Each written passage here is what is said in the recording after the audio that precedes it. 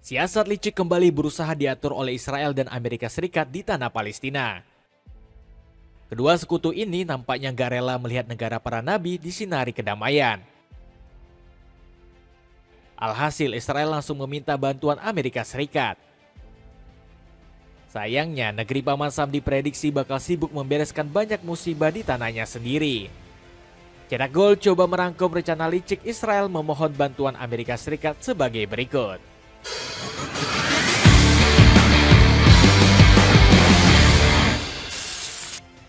Banyak tentara Israel yang tewas di medan perang.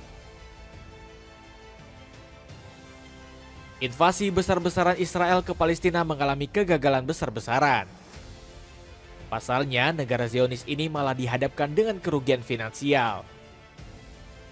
Tercatat, Israel kehilangan anggaran sebesar 1.097 triliun rupiah akibat perang. Kerugian ekonomi ini dinilai merambat ke berbagai sektor dari negeri susu. Sebut saja seperti sektor pariwisata di Israel yang mengalami kerugian sebesar 5 miliar dolar Amerika Serikat. Bahkan bangsa Zionis ini juga mengalami pukulan telak dari sisi militer. Pasalnya terdapat 841 tentara Israel yang gugur di medan perang Palestina. Selain itu, bangsa Zionis juga mengumumkan terdapat 5.000 militer yang menjadi korban luka. Bahkan mantan kepala pasukan pertahanan Israel atau IDF mengaku pasukannya gak mampu menaklukkan Gaza. Dirinya bahkan auto mundur karena malu dengan kegagalan pasukannya. Tentara Israel gagal dalam misinya untuk membela Israel dan negara membayar harga yang mahal. Saya bertanggung jawab atas kegagalan tentara, ujar Herzi Halevi dalam surat pengunduran dirinya. Bahkan banyak tentara Israel sekarang yang enggan kembali bertempur di Gaza. Mereka disebut mengalami trauma akibat kerasnya perlawanan dari kelompok pejuang di Gaza. Saya pergi ke sana setelah itu untuk melihat tank-tank yang terbakar. Ada teman-teman saya yang meninggal di sana. Saya tidak punya ambisi dalam hidup sekarang, tidak ada sama sekali, ujar Saram, seorang prajurit IDF.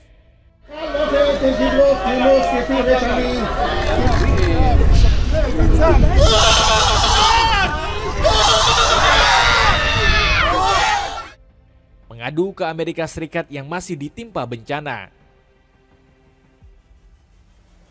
Kegagalan total di jalur Gaza nyatanya enggak membuat Israel taubat. Sebaliknya, ketamakan serta kekejaman negeri Zionis ini semakin menjadi-jadi. Buktinya, Israel kembali melakukan tindakan keji kepada rakyat Palestina. Kali ini warga Palestina di tepi barat yang menjadi korban tindakan brutal negeri Zionis. Enggak heran Israel Katz selaku Menteri Pertahanan Israel langsung koar-koar. Politisi berdarah Rumania ini menyebut aksi keji negeri Zionis di Palestina tak akan berakhir. Siapapun yang melanggar aturan atau mengancam pasukan Israel akan menanggung konsekuensi penuh. Kami tidak akan membiarkan Palestina melawan seperti yang terjadi pada 7 Oktober. Seakan tak punya rasa malu, Israel juga meminta bantuan Amerika Serikat. Alhasil Donald Trump memutuskan untuk menyetop semua bantuan ke luar negeri kecuali untuk Israel. Bukannya mendapat dukungan, langkah politisi berambut emas ini justru dihujat warga sendiri. Buktinya, Gregory Mix dan Lois Frankel mengecam aksi biadab tersebut. Dengan memblokir bantuan luar negeri secara sewenang-wenang, kita kehilangan kepercayaan diri masyarakat yang bergantung pada bantuan Amerika untuk bertahan hidup seperti di Gaza, tulis kedua anggota Kongres Amerika Serikat tersebut. Amerika juga dikecam karena memilih membantu Israel ketimbang warga sendiri. Padahal ribuan warga California memerlukan uluran tangan Trump akibat kebakaran lahan yang terus melanda.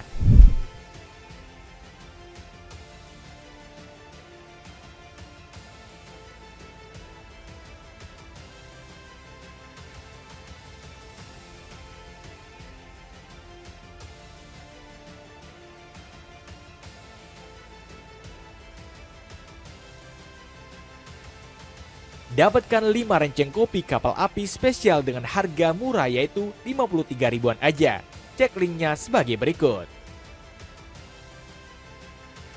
Pertemuan rahasia Donald Trump dan Netanyahu.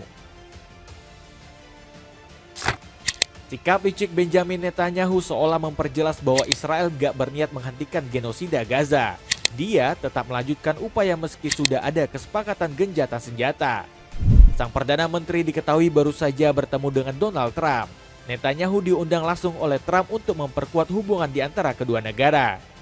Saya berharap dapat membahas bagaimana kita dapat membawa perdamaian ke Israel dan negara-negara tetangganya dan upaya untuk melawan musuh bersama kita, tulis Trump. Pertemuan ini sendiri dianggap banyak orang sebagai pertemuan yang berbahaya. Pasalnya keduanya disebut akan membahas rencana-rencana licik berikutnya. Selain itu, kebebasan Netanyahu untuk berpergian ke negeri Paman Sam juga patut dipertanyakan. Sebab sang PM diketahui masih berstatus sebagai buronan pengadilan kriminal internasional. Gak heran PBB langsung mengecam kejadian ini karena menganggap ICC sudah bersikap bias.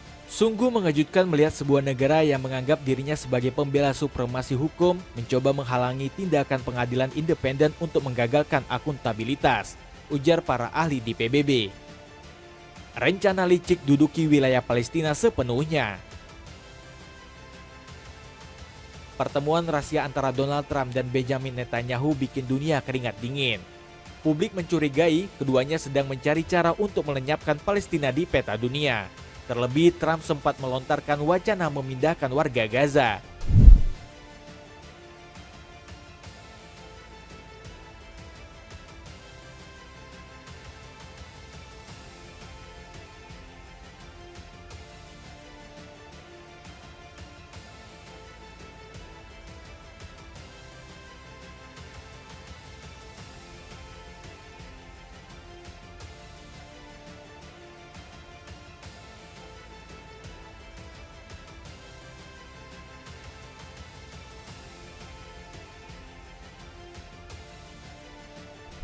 Sejumlah negara seperti Mesir, Yordania, hingga Indonesia dibujuk pria 78 tahun tersebut demi mewujudkan aksi zolimnya. Untungnya pemerintah ketiga negara tersebut menolak keras tindakan licik Trump. Ditambah lagi, warga Gaza mengaku ogah angkat kaki dari tanah air dan kampung halamannya. Saya tetap ingin berada di Gaza dan kami selaku warga Gaza menolak untuk direlokasi ke Indonesia, ucap Muhammad Al-Masri saat diwawancarai TV One. Bukannya memahami permintaan warga Palestina, Israel justru semakin barbar. Negeri Zionis ini diketahui kembali menyerang rakyat bumi para nabi di kamp pengungsian Jenin. Bahkan korban terus bergelimpangan di tepi barat sejak peristiwa 7 Oktober. Data dari PBB mencatat bahwa Israel telah merenggut lebih dari 400 korban rakyat gak bersalah.